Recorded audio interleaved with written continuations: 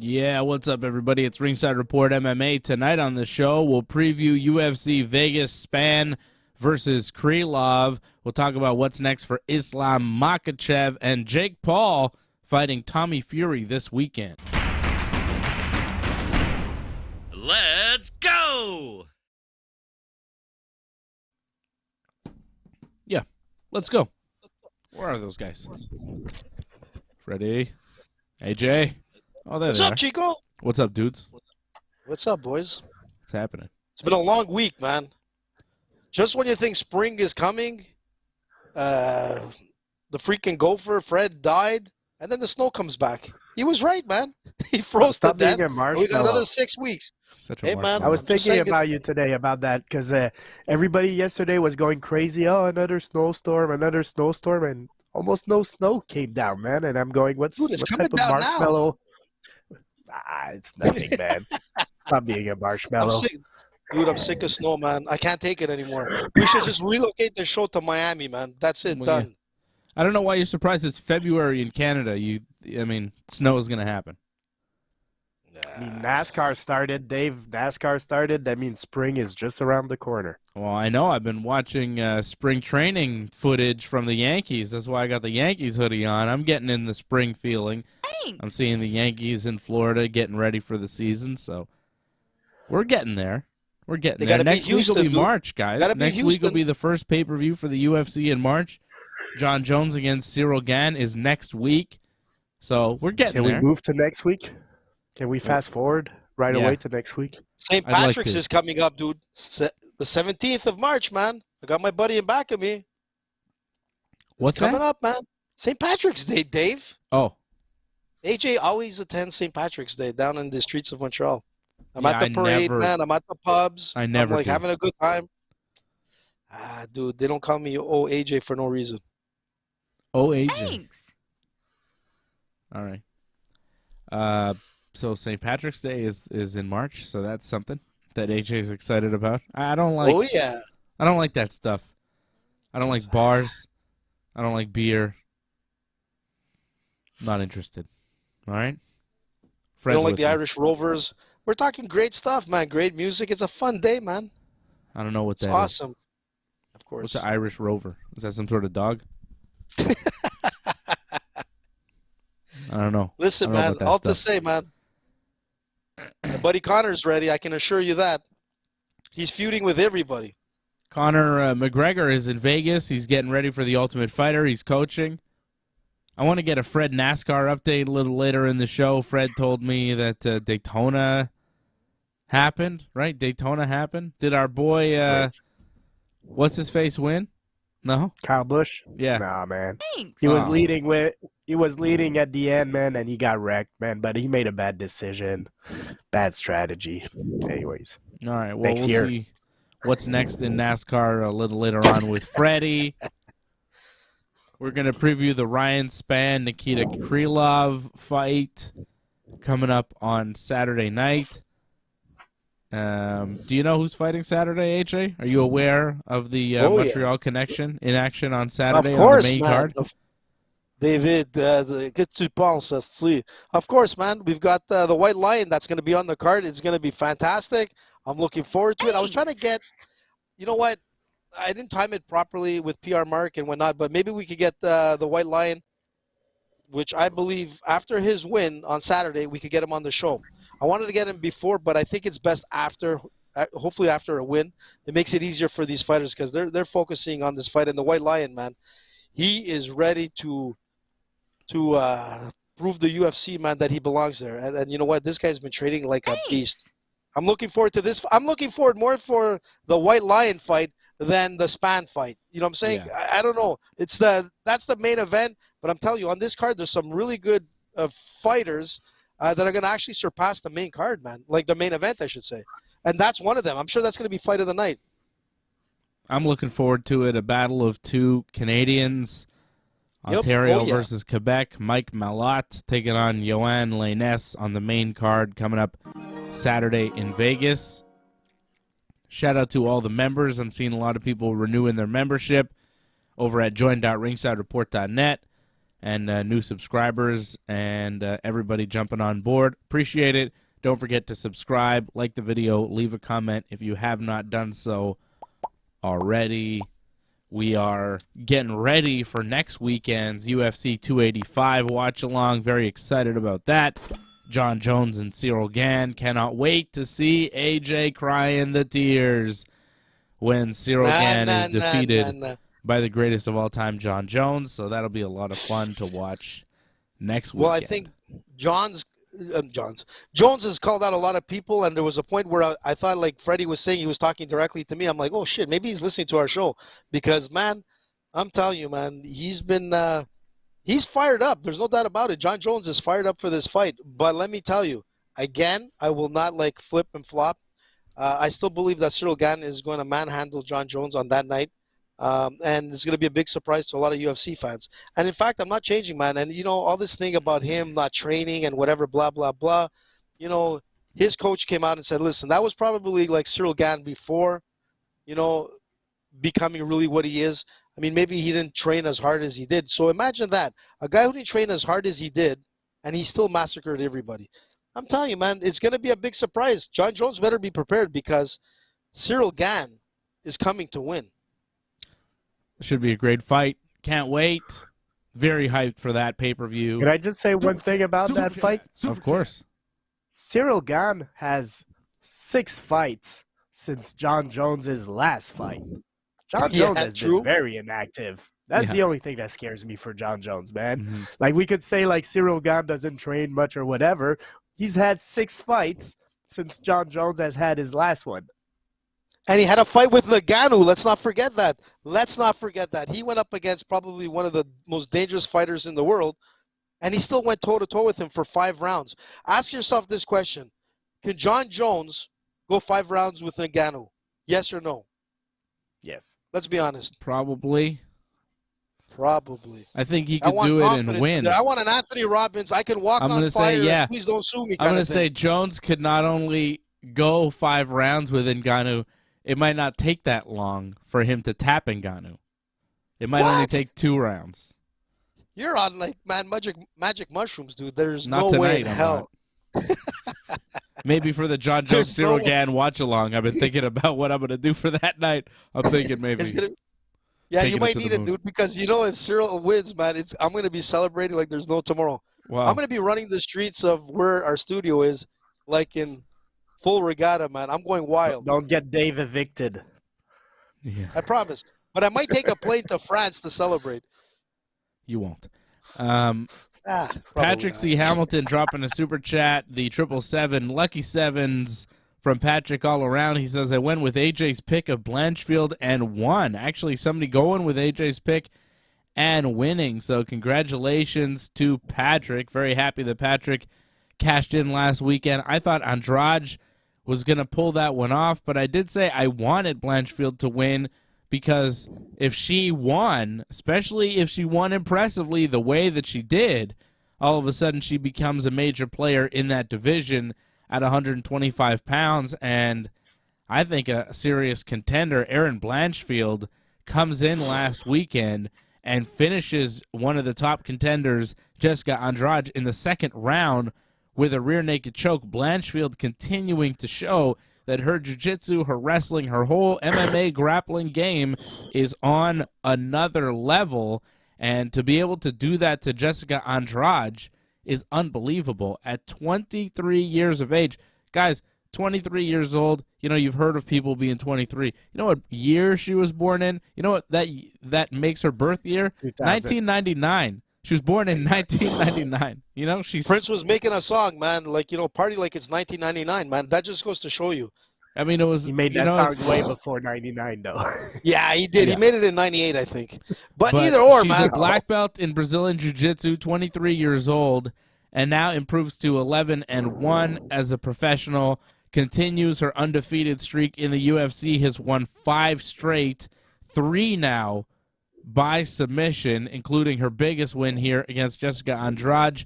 Now, I think you can say, well, Andrade took this fight on short notice, so maybe there's an element there, but she looked good, dude. She looked like she was ready for this fight. She looked in shape. She had everything going for her, except like watching that fight, Blanchfield was like incredible. She didn't throw out anything that wasn't going to connect. I think, if I'm not mistaken, Andrade threw more strikes than Blanchfield, but they were just missing. Like, Blanchfield was like in and out. She was like ducking. She was moving. There was like really nothing really touching her, and she was just so aggressive, always on top, always on top. And I was more surprised than anything. I thought I was pretty sure that Andrade would get knocked out, but I did not think that she would be submitted. That was something that surprised me. And when she got like Andrade down and she woman handled her to the point where I'm like, holy shit, and choked her out, I'm like, wow, this girl is at a different level. Watch out. I'm telling you, man, this girl is going to be a serious threat to this division. She is so well-rounded, but man, she's got like that fight IQ that was like so impressive. And there was not one point of Andrade's game that looked like she was at that same level. And it's incredible. It's like, if no one saw Andrade in the past or know who she is, you'd be surprised that this girl was like a top elite fighter. She just got like dissected by a fighter that is like unbelievable. And 11-1, so young. My God, what a career she has ahead of her. Yeah, she's a threat to Valentina Shevchenko now. Yep. Now. And that's like, crazy. If she could get that fight in the next year or two when she's like 24, 25, imagine the run that she could go on as a champion. If she could beat Valentina, I mean, whoever beats Valentina is going to be made and paid, right? I mean, Valentina at some point, you figure, is going to lose because she just keeps fighting. Everybody loses at some point, and if Blanchfield gets to be the one to do it, my goodness, the UFC could have themselves a very big star here in Erin Blanchfield. So I was super impressed and excited about the future here with Erin Blanchfield, because she not only beat Andrade, like, she finished her in the second round, man. That's really impressive. That top of the division for Valentina's division is very interesting right now. Talia Santos, she lost to Valentina, but she did very good. There's Manon Fiorot, there's Erin Blanchfield. You got some nice talent on top there. So good matchups to be made for the future. And I believe Valentina has her next fight as well, right? Valentina's fighting soon. Yeah, on the same card as John Jones. She's fighting. Who is she fighting? Grasso. Right? Alexa Grasso. So that's a big fight. And, Grasso could win that fight. You never know. But if she doesn't, Blanchfield could be right in the mix, because she just beat the number 4 fighter, Jessica Andrade, and she jumped up to number 3 on the UFC's rankings. Rankings right now have Valentina at 1, Tyler Santos at 1, I guess, behind the champion, Fiorot at 2, Blanchfield now at 3. Grasso all the way down at 6. She's getting the title shot. But Blanchfield jumped up 7 spots in the rankings with that win. So all of a sudden she's top 3 in the world. Big win. Very cool. Big win, man. Very cool to see somebody so young get into that kind of top 5 in the division. It doesn't happen very often in the UFC. So she's definitely a phenom, a big prospect. Nobody's parlay won last week, right, guys? Nobody had a winning parlay? No winning parlay. I had Pauga and Andrade, but Andrade lost. Pauga won, but who cares? Look, my thing was like that main event, and I was like really so positive. I'm glad Pat won, but the thing is that I was so sure, man, looking at Erin's like last fights, her highlights, just what she was done, I'm like, holy smokes, man, this girl is a threat. And man, she came in and everything she was doing. The rest of the parlay wasn't that great. It doesn't matter about the rest. I'm just talking about that one. I was so that confident about that one, man. I knew it. And what about the rest of the parlay, right? Yeah. Well, let's forget the rest. That one there, man, I was like a genius. The rest, like, you know, I need to go back. Maybe once this year you'll hit a parlay, AJ. You can't. Hey, man, I can't. Listen, technically, 2 weeks ago, I did win that parlay. No, the you only didn't. thing is that technically you got didn't 5 out of 5 though. fights. Listen, hold on a second. Technically, I got 5 out of 5 lost. fights, and the only reason I lost to Islam is because I called a submission, right? And he won by decision. Right. But the thing you is, called the submission. Hold on, AJ. Kept my mouth shut, let's put it into perspective. 5. You called by submission, which raised the stakes of the parlay, which raised the overall payout. Not by much. No, by a significant amount. Okay, significant amount. Raised the stakes of the overall parlay. Islam Makhachev won by decision, so your parlay lost. Yet you're claiming that technically you won, even though technically you did not win at all. I won. My parlay won. I did like an Islam Makhachev and yeah, but 2 fights. That man. other I guy gave 5 won. Fights, man. I gave but you like lost though. I gave you 5 fights, wedding, and one of them was a loser. The entrees and the appetizers and it's too bad. You know, would have been great if it won. And then main course. You would have won a lot whatever. of money. Yeah, but you lost, AJ. You lost. Listen, you know, to some they might say it's a loss. To some they might say it's a win. But hey. I don't know who would say it's a win other than you. Listen, man, all it takes is just one to say it. If I bet money, okay? If I bet money, I put money down, and I don't get any money back after the bets, that's a loss. If I lose all the money that I have bet, that is a loss, AJ. And what you did was that, a loss. What the fuck? Listen, just because I listen, man. My lost doesn't mean I lost. My 5 fighters came out for the win. You gotta look at that. But if I wouldn't have said anything with the submission, dude, I would have been celebrating like a rock star right now. But you did, AJ. You did. I had to be too overconfident on that one, man. When Islam had like the choke in, I'm like, I was on my knees praying, man. Like literally, like, please, Lord, man, you know, please let him. Now Islam's mom is wanting him to retire, man. What's up with all these moms, man? Yeah, all the Dagestani moms, man, are like getting their sons out of the game. If you were a pro fighter, would your mom want you to do it? Well, listen, if you're bringing home the probably bacon, not, right? man, I think like when Islam says, "Oh, my mom doesn't want me to fight anymore. My mom wants me to retire." I could imagine if I was a pro fighter, even if I was Islam Makhachev and the world champion, I mean, she could see that Volkanovski fight, or even if she didn't watch the Volkanovski fight, just knowing that I'm fighting, I could see my mom being like, no, you got to retire. You can't be doing this. It's not good. You made money. What are you doing? It's dangerous. I mean, what mom wants to see her son get his brains bashed in? You know what I mean? Listen, is he trying to do like the Khabib thing, walk away and no one can question him? I mean, look, it's a possibility. It's a possibility. I agree with you. There's no clear next fight for him. Volkanovski. Why? That's what I think. Why? It was tight, man, and that's the most compelling matchup right now. Because you said there's no clear matchup. I mean, yeah, the judges gave it to him, but some people, I'm going the AJ route, some people said they did that What do you think? What do you think? I think that after rethinking about it, I think Volk won, man. What? And I think also if that fight lasts like another round, Volk wins, man. So with a couple of adjustments, man, Volk wins, man. Come on, Volkanovski. I don't need to see it again. Freddie, point proven to me. think about this. If he was like hydrated with his IV, and he was still going into the 4th and 5th, and he was like gassing, what would happen if he didn't have his IV like plugged in the night before? Think about that. Freddie has a point. If this guy is just the most compelling matchup, also. I don't want man. Like I don't want to see him rematch Oliveira, man. He finished Oliveira. I don't need to see that.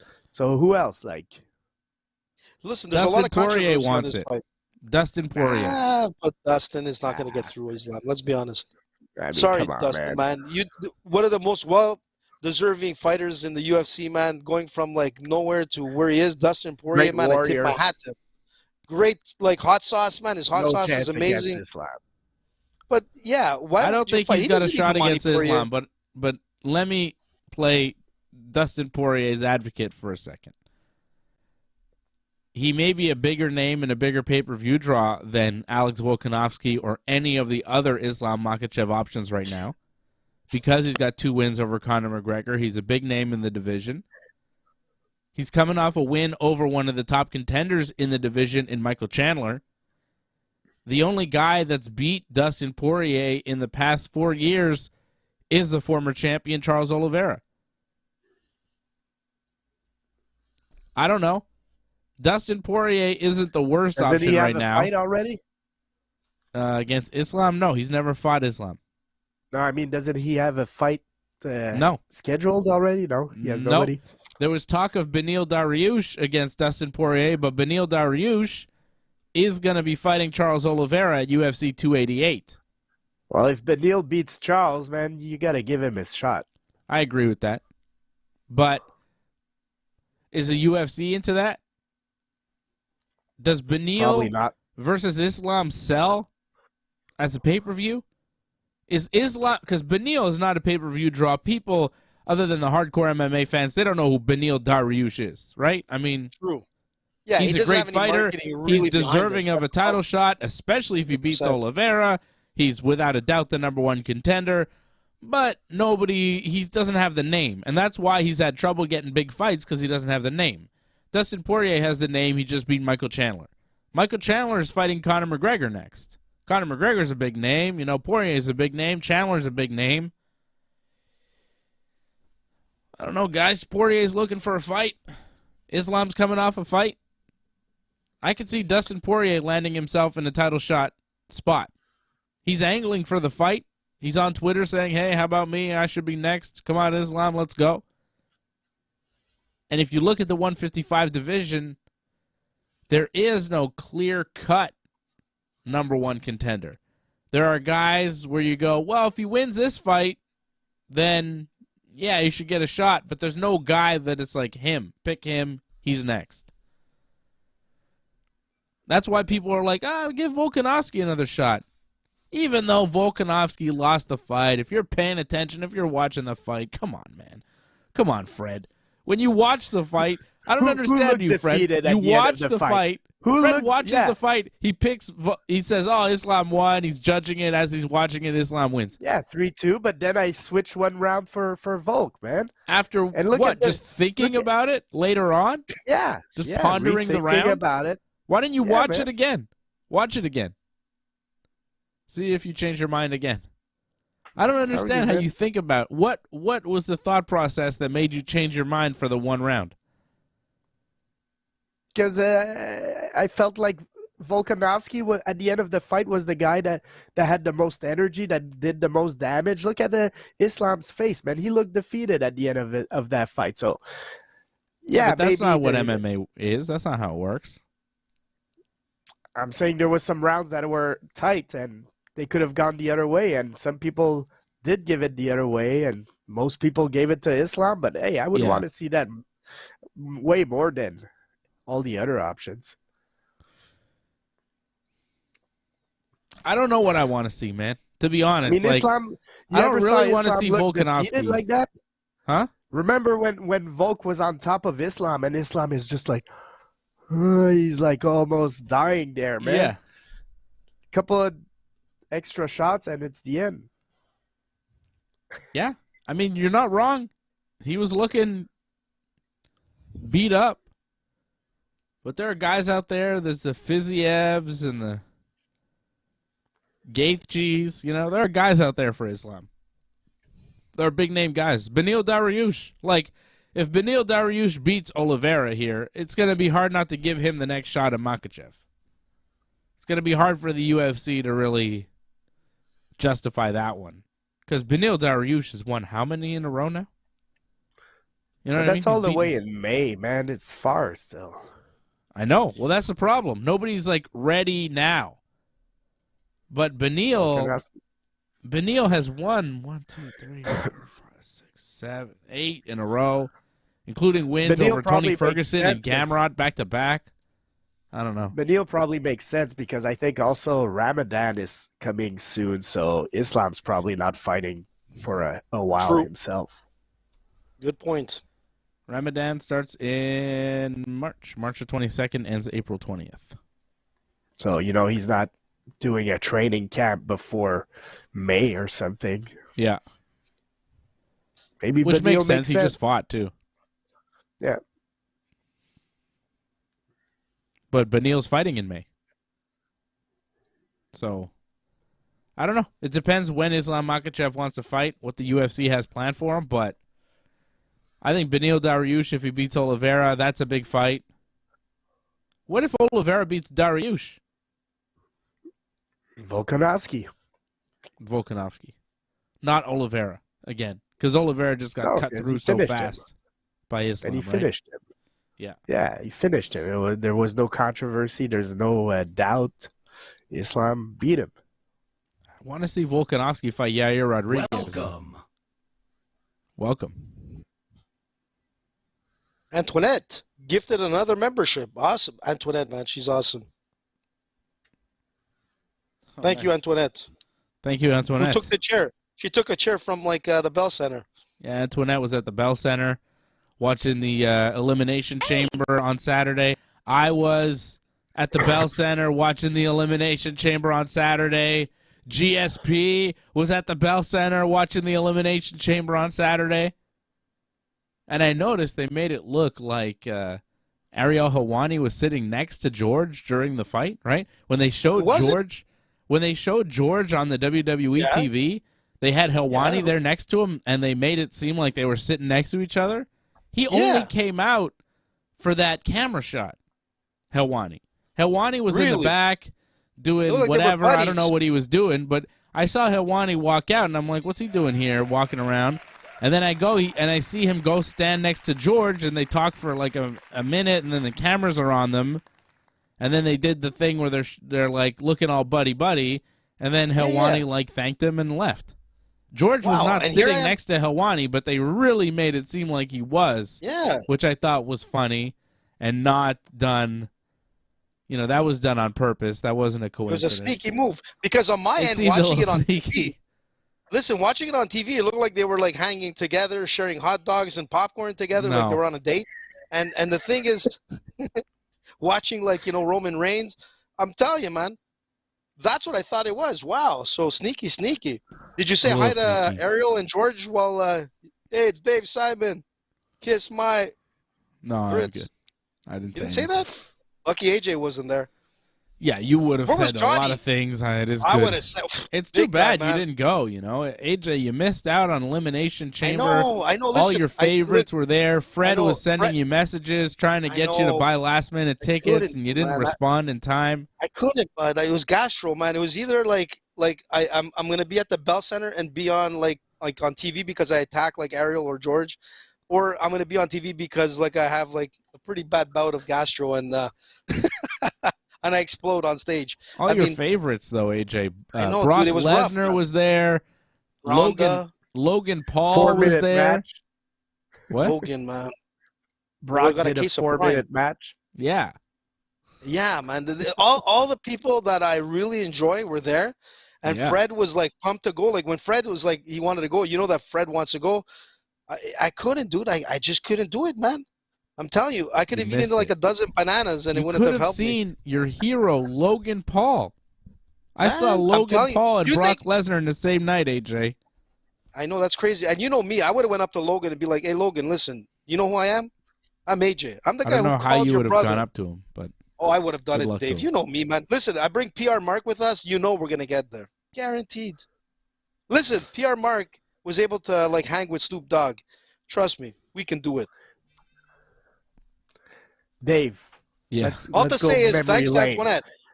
Are you old enough to have gone to shows at the old Montreal Forum? Yeah.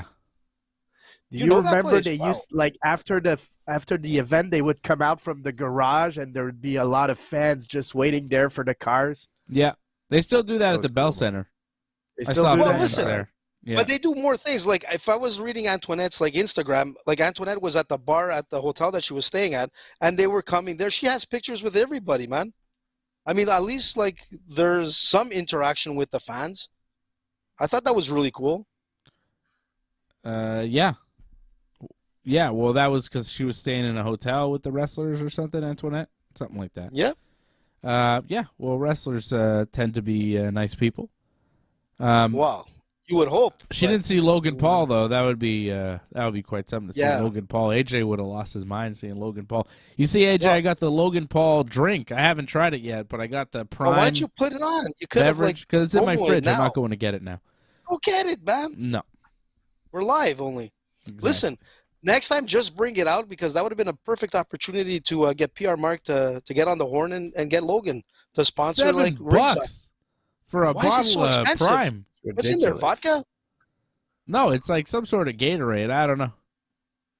There must be some special juice in there, some picogram juice in there or I something. bought it in because your neighborhood $7. though, AJ. Have to Well, go all the that's- way to that AJ's neighborhood to pick it up. God. For $7? Well, depends. I gotta taste it. Logan's Not all brother night. Jake is Uh-oh. boxing on Sunday. I guess it's Sunday afternoon in Saudi Arabia. Jake Yeah, Paul, and, Tommy Fury. It's gonna be crazy, dude. That's gonna be. It's woof, what is it? 10 rounds? It's gonna be crazy. Listen, whoever Jake Paul wins, made a man. bet. You see the bet? No, I didn't. What did he say? He made a bet with Tommy Fury. He says, if you beat me, I'll pay you double. If you lose, I pay you nothing. And Tommy Fury's dad accepted. He's like, if he can't beat Jake Paul, he doesn't deserve to get paid anyway. So I don't know if that's a good move, man. I don't think that's a good move either because he's going to get knocked out and he's not going to get a dime for it. I wouldn't take that bet, Tommy Fury. I got Jake Paul by knockout. Listen, man. The only thing that Tommy Fury has is he has that reach. He has an 80-inch reach, where Jake Paul only has a 71-inch reach. There's a 9-inch reach difference there. So the thing with Jake Paul, he has a powerful right. He's got to get on the outside to get that right in. He's got to be careful because if Tyson starts jabbing him with that 9-inch reach, man, he could keep him at the distance and win by points each round. I don't think. Look, we kind of saw a bit of Jake Paul getting like peppered to a point where he looked like, oh man, this could be bad. But let's not forget, man, he knocked out Woodley, man, and he knocked out Woodley like I've never seen a knockout like that before in boxing or MMA. Woodley dropped like a Christmas tree, man, on the 24th. It was ridiculous, and I'm telling you, man, if Jake Paul beats Fury, he becomes legit. And I really think he could beat him. Even though he's got that disadvantage with the reach, he's got to be careful. He's got to really box this guy and not like go in kamikaze style like he could have went with some of the UFC fighters because they weren't like great boxers. They had terrible boxing like defensive stances. But let me tell you, man, these guys are young. I think Tommy Fury is like 23 years old. And if I'm not mistaken, Logan is like 26. These are young fighters with a long career. Jake. And Tommy has Jake. And the thing is that 26, right? So he's 26. Look, man, it's going to be crazy, dude. It's going to be a crazy night. But right now, man, I think Jake has has everything, to beat this guy because he's just gotten better with each fight. Like I told you, when you have that amount of money, you can bring in the best of the best to teach you every day from the best boxing coaches, nutritionists, trainers, like you name it, man, therapists, you have it all, Not that Tommy Fury doesn't have that, but look, I think Jake has like something that Tommy doesn't have. He wants to prove, man, and he keeps wanting to prove all the time, and he keeps succeeding. I don't even think he showed up to his press conference, Tommy Fury. He didn't even show up. Look, is it because he's nervous, like he doesn't want to say too much or whatnot? To me, that speaks volumes. And we'll see even if he shows up in the ring on Sunday. You never know. Anything is possible in boxing. But if he does, 10 rounds, he's dropping, man. All right. So we all got Jake Paul to win by knockout or Fred, what do you think? Yeah, why not? Yeah, what the hell? Yeah. What a Should do freak a show. watch along, man. And normally It we is a do freak watch show. alongs for AJ these just Jake said Paul. everything that needed to be said. Yeah, exactly. AJ said more than what needed to be said. Usually we do watch-alongs for these Jake Paul fights, but only when he fights cool MMA fighters that we used to watch on pay-per-view for the UFC. Yeah, but this is a real boxer, dude. Yeah, that's why I don't want This to is watch the it real because it's more enchilada. boring. Yeah, it's not a more- real No, boxer. no, man. It's not a The real brother boxer. of a real boxer. Yeah. Tyson He's Fury's 8-0, brother. man. His mother He's was 8-0. a mother.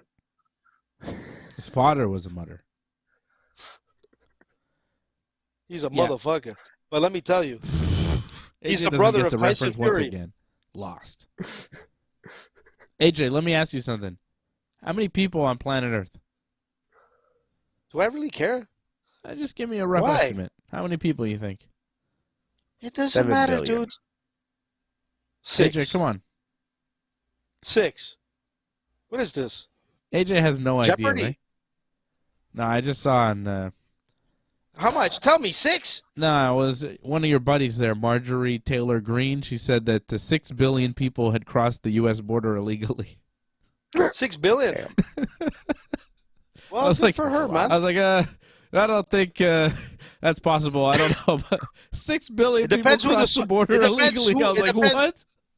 It depends on the sources, man. You never know, man. You No, never that's know. impossible, AJ. There's about 7 billion, just over 7 billion people on planet Earth. For 6 I'm saying billion the to cross sources that into the quoted U.S. it- illegally would be... No, it's not I'm saying happening. it depends who quoted Green, man. You never know. There's about 350, 340 million people in the States. And Yep. Let's hope like we get 10% of that on 6 our like billion. Ringside. yeah, but But mind What- you, I got to tell you something. We're Yeah. starting to get a lot of like new viewers coming in from the States on our YouTube channel and our Facebook channel. Actually, I'm telling you, thanks to the U.S. has surpassed like our Canadian viewers on Ringside. whoa, come on, Canada, come on back. What are you doing? Where are you, Canada? And India, and listen, U.S., we've got USA. India. Like first, USA. our biggest USA. viewers are from the U.S. Second is Canada, and third we got like amazing viewers from India. So There you go. India. Shout Love out India. India. I love Shout their out food, USA. And Canada, I too. mean, if guess. there's 6 billion people in the U.S., that means the rest of the world is pretty empty right now. Yeah. pretty empty. Which Yeah. is weird because I understand that there's about 1 billion people in India. So if there's And in 6 China. billion in the States and then 1 billion in India, that means there's no people anywhere else. So that's a problem. We don't exist here in Canada. Well, Wow. sometimes we feel like that. That's But hey. weird. Sometimes we feel like that. AJ just got real. What happened? Sometimes I feel like I don't exist. Bienvenue à Québec, Esti. Sergey Pavlovich is going to fight Curtis Blades April 22nd. That's a cool main event for the UFC. That Pavlovich guy is monstrous. Mm-hmm. He might do He that might to be a Blades. future contender. Yeah, right? But Blades is a good test, man. Blades is legit. It's a good fight. Big Time Blades is legit, man. All right. Let's do it. Preview time. What are we doing? Ryan Spann Let's do it. versus Nikita Krylov. Nikita Krylov's nickname used to be the Al Capone, but I think he dropped that. Now it's like the Miner or something. Yeah, the minor. What happened to Miner? his old nickname, the Al Capone? I thought that was one of the best nicknames in MMA because it made no sense. First of all, why is Nikita Krylov calling himself that? And second of all, why was it the Al Capone? Why wasn't it just like Nikita Al Capone Krylov? It was Nikita the Al Capone Krylov. It was just very confused, and maybe he didn't have He a good wants to sound grasp like- of English. I don't know what was maybe going on. he wanted to sound like a bigger gangster than he is, man. That's what Yeah. it comes down to, you know? The Al And then he Capone. realizes he's not much of a gangster, so let's change it to the minor. And what the hell does that mean, anyways? Is he a miner? Like an actual miner? Yeah, Like maybe. digging for coal? He's Ukrainian. So he's Is he? been going through Okay. hard times. Ryan Spann is his opponent, 31 years old, 6'5", He's a beast. 81.5-inch reach, a big, long, light heavyweight. Krylov, 77.5-inch reach, 6'3". So Spann is going to have a height and reach advantage here in this fight, which could be a problem for Krylov because Spann hits like a truck. Oh, my God. 31 years old. Apparently, he wasn't really training MMA up until a few years ago. He just kind of was good at fighting, and now he started to take his career seriously. Because the Benjamins are coming, man. You want to, like honestly, you can fool around. You can probably use it as a stepping stone because some people have to still work in a job to get to the big show at the UFC. But when you start winning and start taking things serious, there's money that comes with it. You know, his eyes opened up, and, man, let me tell you, this guy is one monster. And if he's training seriously, you know, it's going to be an interesting night on Saturday. I mean, I'll tell you right off the bat, I'm going with Spann for this. Even though he's the underdog, I think he has what it takes to pull out the win. Krylov has been looking better and better every fight, though. He's been in the UFC for a while. I remember when he made look his who debut. He loses to. Say it again?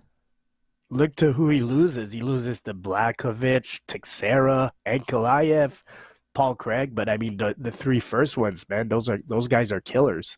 Yeah. And he's got wins, Krylov over Johnny Walker, Alexander Gustafsson, and Volkan Ozdemir.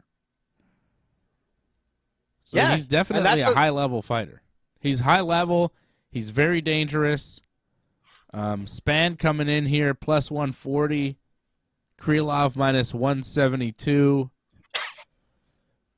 Yeah, it's a very interesting fight because I think Krylov has the skills to beat Ryan Spann, but he's got to be real careful. He's got to be real careful because Spann has that power to put your lights out in a second. He's got one-punch knockout power.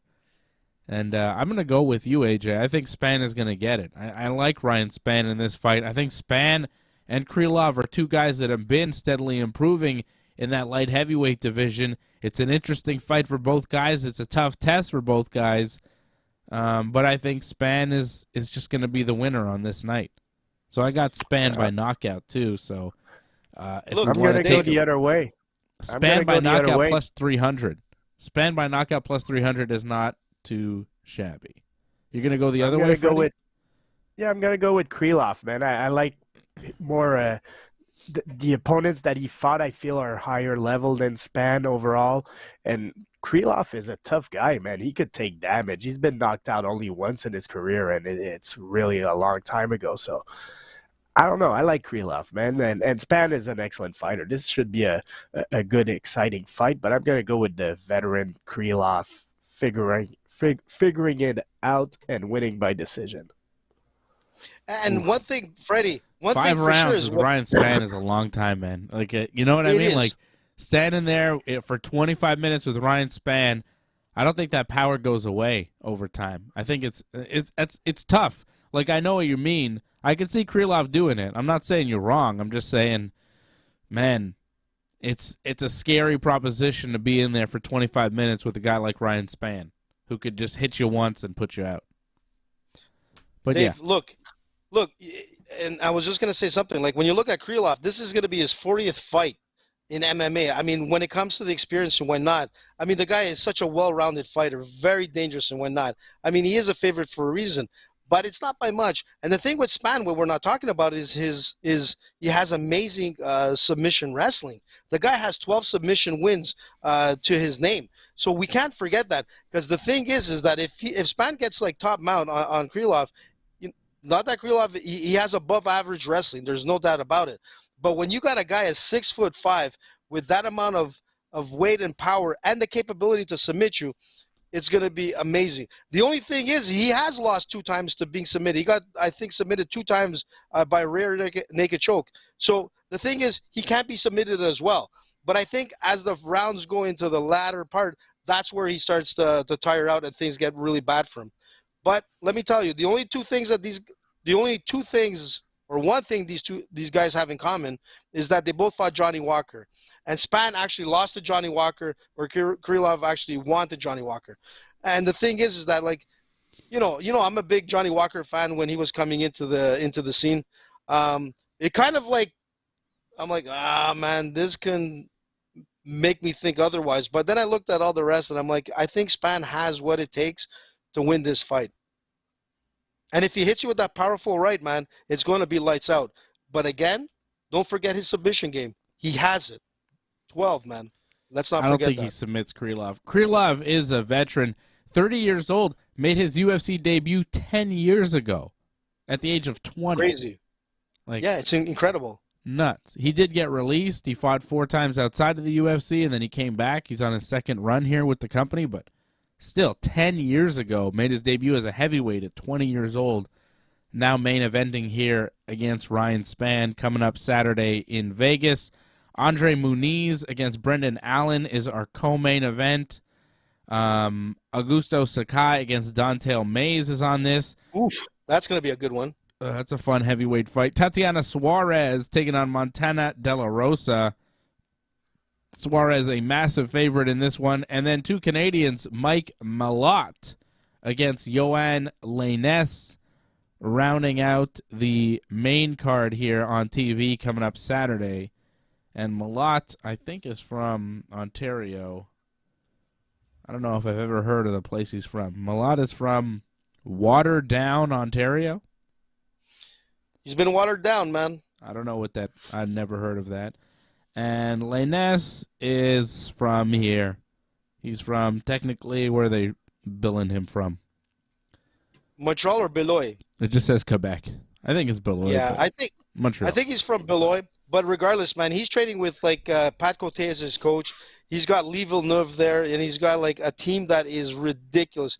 Like, you know, knowing the insides, this guy is really training to be like a real big name in the UFC. And I'm telling you, man, if he comes with a solid win, we'll start seeing a lot more of the White Lion, you know, a lot more marketing on this guy. Because he's an exciting fighter, man. He comes out, and it's not like a boring fight. One thing with Quebec fighters, when they get into the ring, man, win or lose, man, they're exciting. Charles Jourdain is proof of that.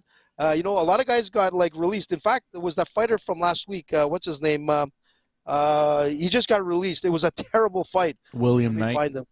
Yeah, William Knight. My God, what the hell are you doing? You're getting into the UFC, like, octagon.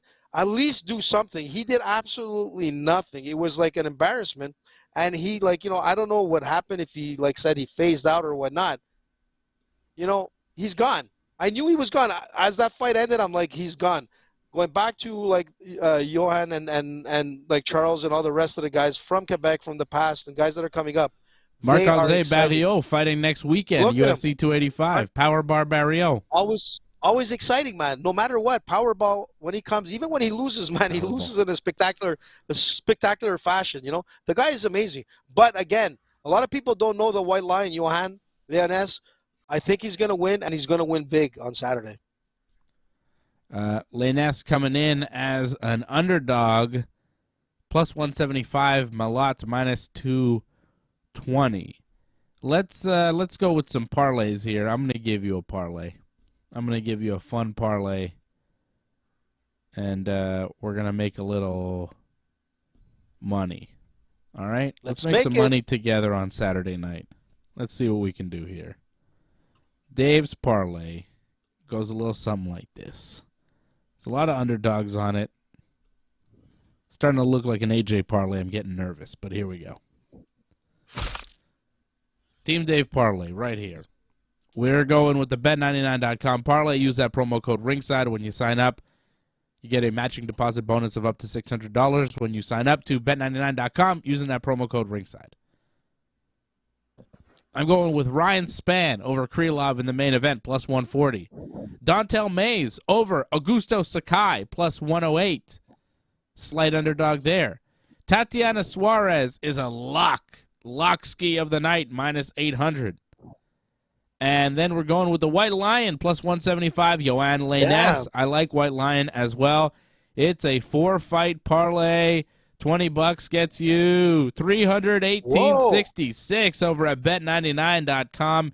It is a big-time plus 1445 parlay here from Team Dave. Usually my payouts aren't this strong, so you'll see what we get here on Saturday. Hopefully we cash in big time. Going with Lainesse Suarez, Mays, and Spann for UFC Vegas 7-day. $20 gets you over 300 with Team Dave this weekend. Hey, you like that, AJ? You love it. I love it because it's so close to what I wanted to pick, except for one. So I'm going to have to go one over you because it's pretty much equal, man. Go, Freddie. You go for it.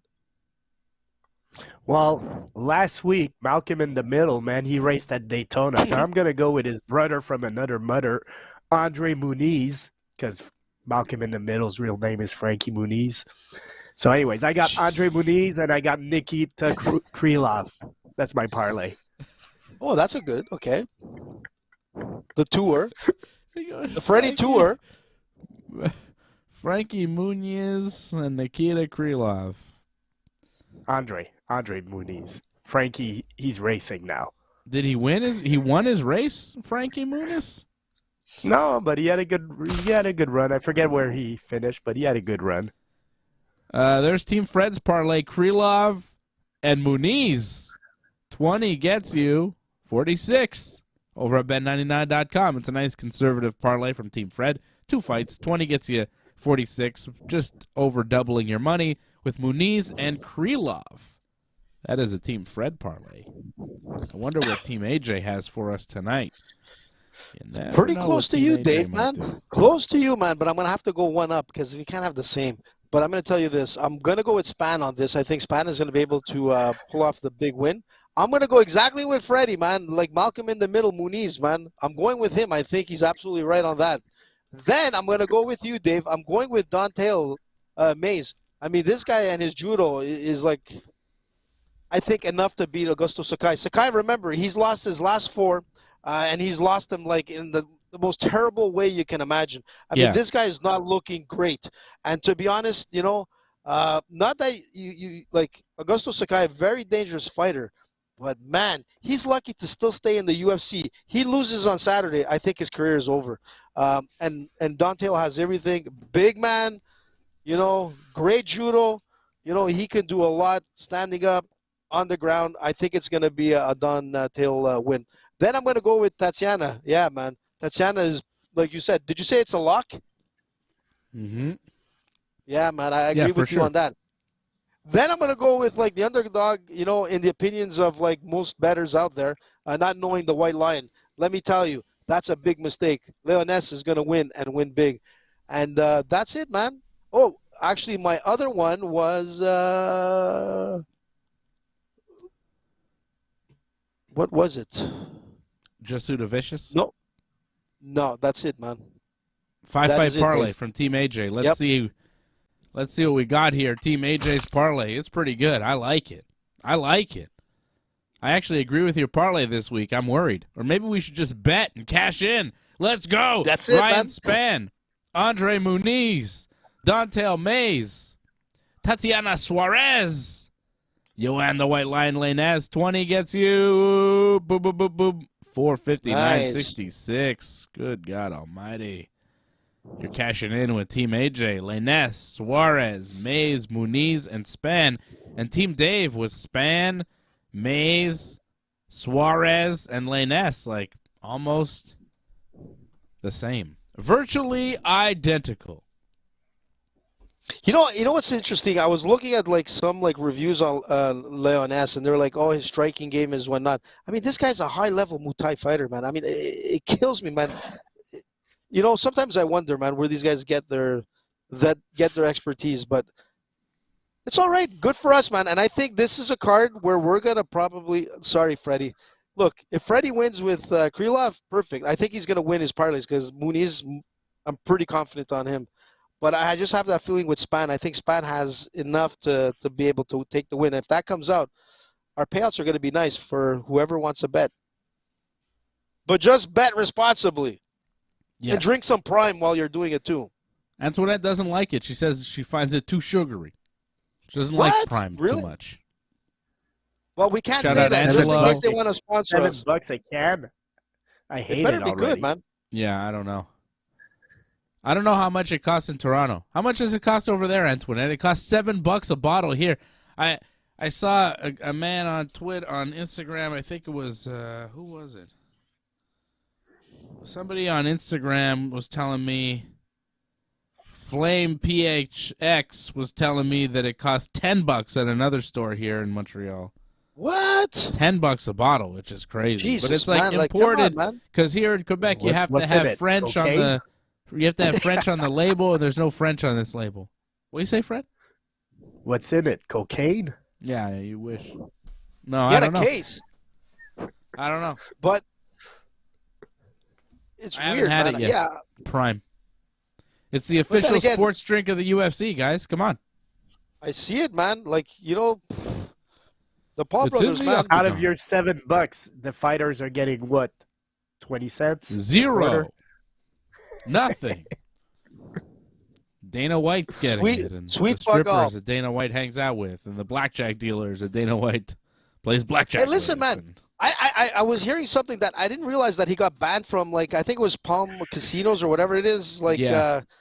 Like, I could not believe that Dana White was banned, Dana? and that's the reason. Yeah, he got because gambling, because he won over $7 million one night, and they were like, "Fuck that, this guy is like out." So Dana says, Too "You know good at what? blackjack, I guess." Yeah, he's like a fantastic blackjack player. Yeah. Listen, to win $7 million, apparently he plays heavy, but still, man, like he said, you know what? You fucked me with like not being able to gamble here. No problem. They'll never have another event of the UFC. I think it was a bad move by the Palm Casino because they lost out in the end. But holy smokes, man, Dana White, man, I didn't realize he was that good. So, Fred, who won Daytona? What's his name, man? Ricky Stenhouse. And more importantly, the owner is Brad Daugherty, who's a former NBA player. So he played many years for Cleveland, a center, big tall guy, former first-round pick. And he's like, hey, I got something that Michael Jordan doesn't have, because Jordan also is owner of a team, and he never won the Daytona 500. So Brad Daugherty has something that Jordan doesn't have. Yeah, but you know what Great Jordan win, has man. that Brad Daugherty doesn't have? Yeah, a bunch of NBA championships. Championships, billions of dollars, worldwide fame. I mean, I've never heard of Brad Daugherty. I mean, I like that you described him as NASCAR team. I like that you described him as he was an NBA center. You know, big tall guy. It's like, yeah, no shit. NBA like center, a little guy, about 5'2", you know. No, 7 foot tall, man. Well, yeah, I don't think you could be a center without being gigantic, right? But more importantly, man, his team is like a super small team, man. Like one of the smallest team, no funding, and they won, man. Great story, man. Good for them. Good for But Ricky Bobby. Good for him, man. Who won? Ricky Ricky Bobby? Ricky Stenhouse. He's Danica's former boyfriend, Danica Patrick. Oh, Danica. Now So that's a people good were racer. like, oh, maybe Danica wants to get back in the picture, but no, probably not. Oh, because he won a race? I mean, Daytona, man. Hey. That's the biggest one? But that's just the first one, isn't it? Yep. It's the most important one. Any crazy crashes on that one, Freddie? A couple of crashes. It was a good race. Excellent race. No fights, none of that kind of stuff like the end of the season last year? Nah. How is it the most important one if it's the first one? Because it's the most popular one. So now the rest of the season means nothing? He's like, Yeah, there's other marquee events, and you want to be a champion. But like before Daytona, man, they had like a ceremony with the guys that won Daytona and a championship. And there's like a lot of guys, like Dale Earnhardt, man, greatest driver of all time, man. It took him 19 years to win a Daytona 500. Kyle Busch, he's crazy. 0 for 18. Kyle Busch is a 2-time champion. He never won at Daytona, man, and he was close, man. He was so close. His brother won at Daytona, Kurt Busch, man. wow. But yeah, a lot of great drivers never won at Daytona. Wow, it's hard to win Daytona. Listen, I'm going to tell you something. I was at Daytona when there was the Daytona 500, man. Let me tell you. Wow, the amount of like super fans, the amount of like partying, the amount of like 200,000 engines rolling. It was insane. I was there to witness it, and let me tell you, I was like, holy shit. And the sound of the engines when they're going across that track is insane, man. You want to hear power? You know, listen, we got F1 here, and there's a lot of power at F1 when they start revving those engines, man. But when you go to the Daytona 500, it's at another level. It's crazy. And just the fans. I've never seen such hardcore fans. You know, that's the Super Bowl, like Freddie says, of like car racing. It's at Daytona. And imagine, you could be like the best driver, but that's like, you know, your Kentucky Derby win is at Daytona. Well, there you go. I was surprised how long it lasted. Fred was like, it's starting. And then like 3 hours later, he's like, it's still racing. I'm like, what? How long does this thing last? Like 3 hours, 3 hours and a half. I wasn't watching it, Fred. I'm sorry. I was watching something else. I don't remember what it was, but it wasn't car racing. It was wrestling for sure, man. I don't know. I watched a lot of wrestling this weekend. It was a lot. Sami Zayn, man. You know what? I tip my hat to Sami, man. That was an awesome fight. Yeah, Cody I thought he was going to win, man. Well, technically, he did win. You're a Roman Reigns fan now. Listen, I don't know how Antoinette felt, Tribal man. Chief. But the Tribal Chiefs, man. That was pretty crazy. If Cody wins at WrestleMania, I'm quitting on wrestling until the next Royal Rumble. Okay. 9 months. It's not that bad. Like I do every year. Yeah. No big deal. Hey, listen, man. And I'm going to tell you, Dave, looking at it on television, looking at the fans and the way the fans were getting into it, it was insane. I mean, I could not believe the amount of like synergy that was being like thrown out. It was incredible. I was like, wow, man, Montreal, we have some great wrestling fans. I mean, there was a lot of fans that came from out of town. Obviously, like Antoinette, coming in from Toronto to see this card, which was amazing. And for myself, like, I'm not a huge wrestling fan, but it made me want to look into it more. I'll be honest. The Montreal event made me want to see more of these guys fighting, and it was super interesting. It looked like super real a lot of times, and you know what, Sami, regardless, you know, even though he lost where he technically won because the ref was like too smashed out to count that, you know. AJ wasn't happy there. I'm like, where the fuck is the ref? Where's the ref? One got knocked out and another one got knocked out. What the hell's happening here, man? That's how they do it. But all to say is, like, Roman Reigns, man, he looked good. He looked like in top shape. I got to give it to Roman, man. He looks like one chiseled wrestler. I was watching, like, WrestleMania with my mom, believe it or not. I mean, not WrestleMania, the Montreal event with my mom. And she was like, who is that guy? I'm like, yeah, that's Roman Reigns. She's like, ooh, he looks good. I'm like, yeah, everybody likes Roman Reigns because he looks the part, you know? Yeah. But, wow, man, I was impressed, man. You know, Kevin Owens coming out with his Habs shirt. You know, I was watching it, and I'm like, holy shit, that's Dave on television. Then I'm looking, I'm like, holy shit, that looks like Antoinette there, like coming, like on the corner, and it was her. I saw, like, some other people that I'm like, what the hell, man? You know, everybody was there except for me and Freddie. Yeah. Gastro took us down, man. It was a good time. It was a good time, and I'm happy that Montreal is on fire for pro wrestling right now. You know, like it wasn't always this way. So I'm glad that Montreal's on fire for pro wrestling. I mean, we've been on fire for it in the past, but there have been times when the WWE's been kind of and they've had shows here, and we haven't filled in the building, and it's, you know, the support for WWE hasn't always been there. And I know because I've been to every WWE show in this city for the past, 30 years or something, So I've been up and down seeing all the shows, and this one was special because it was just jam-packed and loud and energy the whole time. Crazy. It was really good. So I was happy that Montreal was down for pro wrestling, And you know what, Dave? I'm going to tell you something. You know what I was expecting? I was watching it, and I'm like, holy shit, George is there, okay?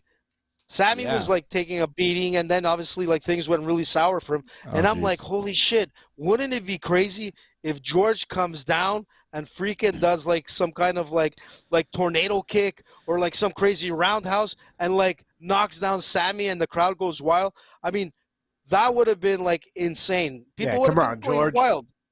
Like, was, like, honestly, I knew that wasn't going to happen for many different reasons. Many different reasons that wasn't going to happen, but I could also see George from where I was sitting. He wasn't sitting too far away from me, and he had like a kid on his lap. He wasn't going to jump up and start fighting, Really? George was sitting there hanging out. Yeah. Wow. Good for him. Yeah, just having a nice time watching the Chamber. Got a nice front row seat. Good for GSP. It was nice to see GSP just in attendance for an event, enjoying himself, having just a night out at a packed Bell Center where he didn't have to, beat somebody up at the end of the night. George just enjoying retirement. Good for him. I've been at the Bell Center, and it was loud for Sami Zayn, but, not as loud as it has been for some of those GSP fights. Like, those GSP fights were crazy. And they went nuts for Sami. They really did, but I've heard the Bell Center at some of its loudest, and for George St. Pierre was like a different vibe for George. It was like, kill him, George, For Sami, it was like, oh, it'd be nice if Sami won, go Sami, we want you to win. But when George fought, it was like, kill him, George, do it for us. This is for our honor. You must win, there was passion from the crowd. It was rage. It was like, George, you must do this. It was different when George fought. The crowd was different than it was for Sami. But great to see George and Sami have their great night. Sami have his great night there. Big night for him. Big night. So it was cool. Good stuff. And I'll talk about pro wrestling tomorrow night with Johnny North. How about that? Huh? Yeah, I was going to say, anything with Ronda? Did you get a chance to talk to her? Anything? No. Would have been hard to get near Ronda. She looked good, man. She was in the ring on SmackDown. Not Antoinette, man. I think she was like, I don't know if she high-fived every wrestler that went by, man, but she was right up there, man. Right there. Yeah. I don't know how she gets those tickets, man. It's pretty impressive. So, I mean, I don't know. What do you mean? She goes on the internet and purchases them just like anybody else. Yeah, AJ. but you could have done that's it too. like a perfect spot. So you can AJ doesn't know how to buy things on the internet. That's why he's just, huh?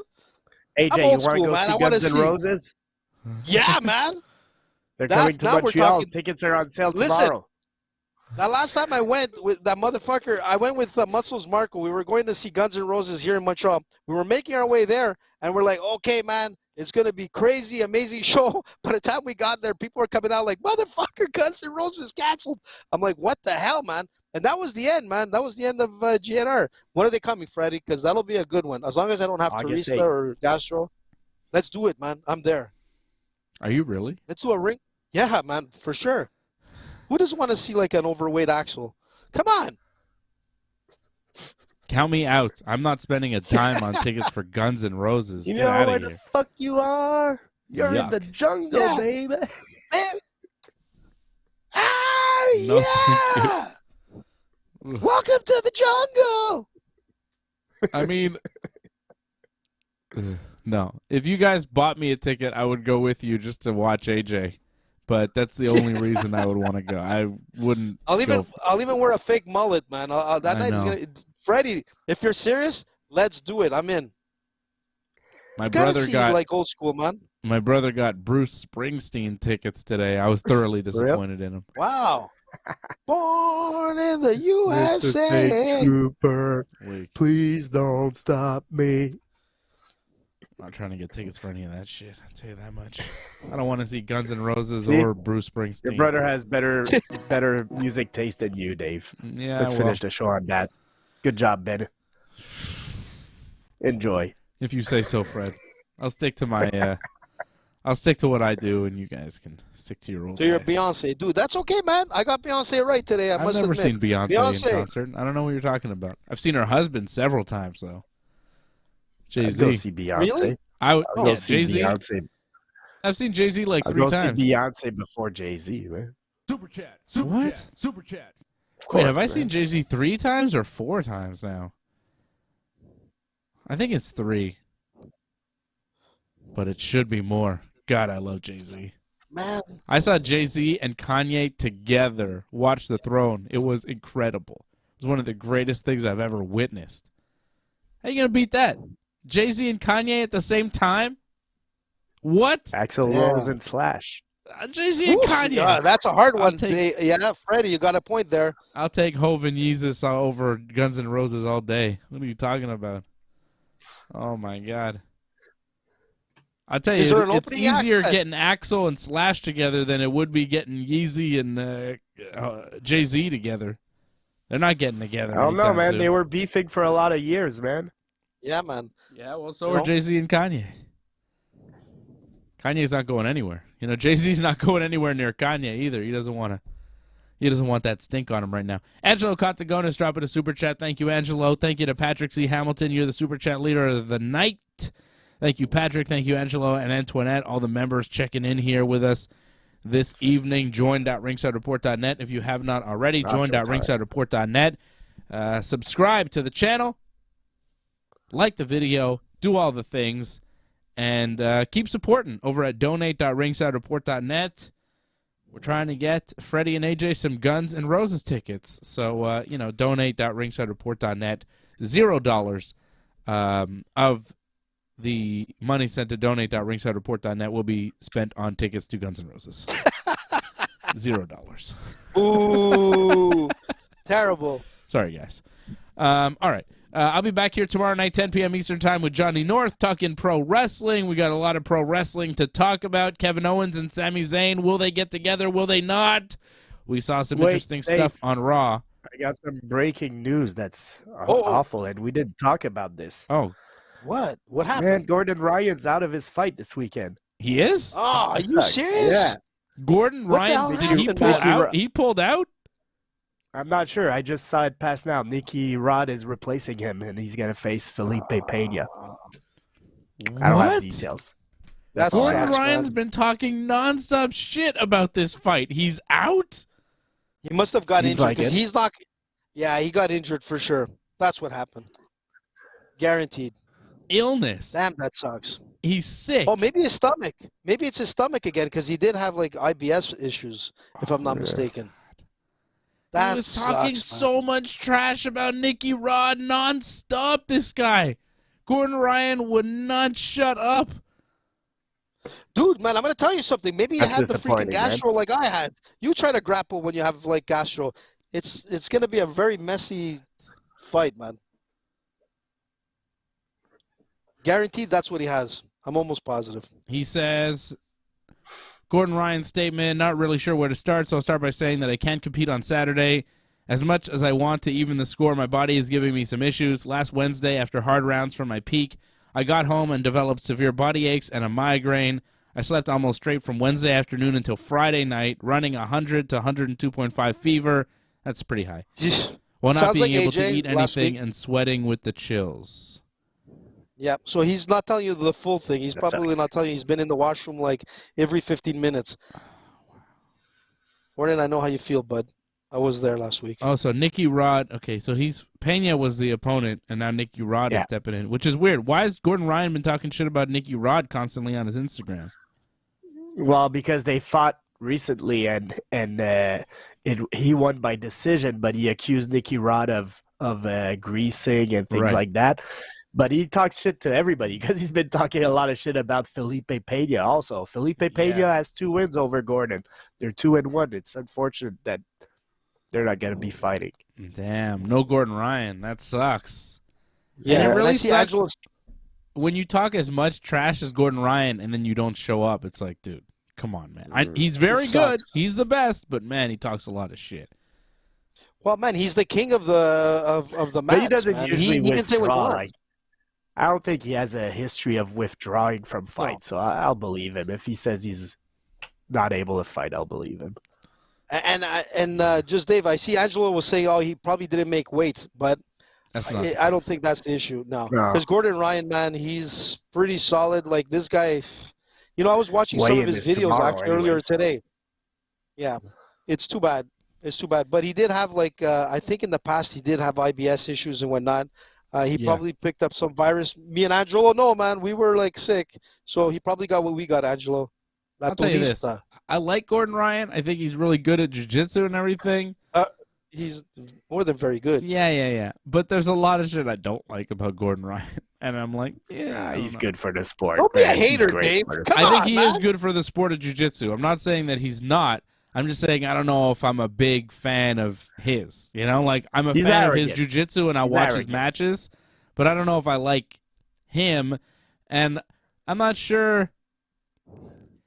He's good, but I don't know if he's doing it necessarily the right way just based on, his physique. It's kind of What like, are you trying to say? Like, what do you he mean? has What am more I than trying to say? 100 I'm trying to say he 100 looks like he's on kilograms of ego. steroids, AJ. What I'm trying to say is it looks like he's on steroids, and everybody in the world of jiu-jitsu looks at him and They're goes, all on steroids. yeah, a lot of guys in jiu-jitsu are on steroids. I'm just saying Gordon Ryan may also be on steroids because if you look at him, you're like, wow, you look roided out to the gills, man. He looks like a freak, and it's fine if he is because it's fine in jiu-jitsu and whatever. It's just like, all right, it's cool, but it's just at another level where I'm just like, whatever, man.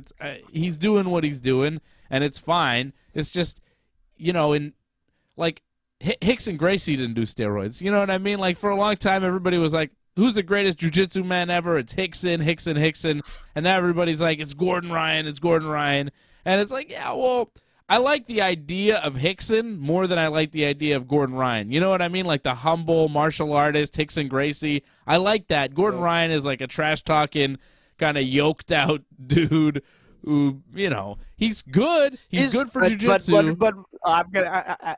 I did want to get in because I don't want this to last forever. But come on, Dave, man. The Gracies are pretty, they're not all, nice choir boys, man. The Gracies Hickson have their was. own. He was really more of a sage. Trash. They're savages. They've challenged people. Come on, man. For sure. They did. If you look at the early days, has a lot of killers in it. And Freddie, you're absolutely right, because in the early days of the Gracies, they would take on any fighter. In fact, they put out an advertisement out to the world saying, listen, anybody who thinks they're good, come to our gym. And they used to smash up everybody at their gym. Yeah. And this is where it all evolved into UFC 1, coming from Vale Tudo, from Brazil all the way to California.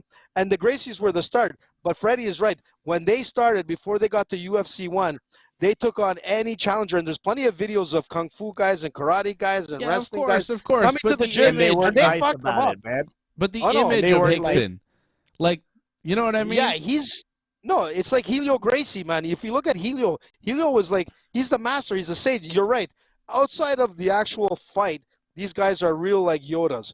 But when they are fighting, Dave, man, you don't understand the dyed hair. I like Rickson. See, I like Fred, the Gracies, I think man. Gordon Ryan, if we're going to be real, and I know the show's over now, we should just stop. But you brought up Gordon Ryan. He's like a pumped up Eminem, man. No, he's not. He's just the shit that he spews out of his Instagram and everything. He's like a little, I think he's a bad influence on some of the young jiu-jitsu players in the world because I think that some of the things he says is completely out there, conspiracy theory, nutbag stuff. I don't know, man. Yeah, he's a little I out don't follow that. He's a little wacko. But I like him even more now. Yeah, exactly. Well, that's what I'm saying. I got he's some nachos, man. But I think he influences the world of jiu-jitsu in that way. Anyways, it doesn't matter. It's Gordon Ryan. He's not even grappling this weekend. And half the people in the world don't know who he is. I talked to my friends who watch MMA. They're casual MMA fans. They have no idea who Gordon Ryan is. They never heard of him in their life. You know what I mean? People have no idea who he is. Nobody knows Gordon Ryan. He's a big star to us, but for most of the world, he's a nobody. Which is funny, but to some extent, man. But I'm telling you, man, BJJ most people is pretty big, man. Most people, most sports fans, most casual UFC fans, never heard of Gordon Ryan in their life, never. But they know Conor McGregor. Well, yeah. I mean, who was supposed to be doing a jiu-jitsu tournament? What happened with that? I don't know. What happened? Doesn't matter. Show's over. I'll be back tomorrow night at 10 with Johnny to talk wrestling here on the Ringside Report Network.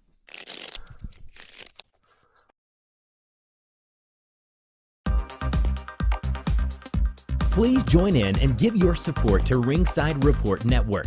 We've been providing expert coverage and commentary on both pro wrestling and MMA for over 15 years. Go to ringsidereport.net/support to find out more ways to support the channel.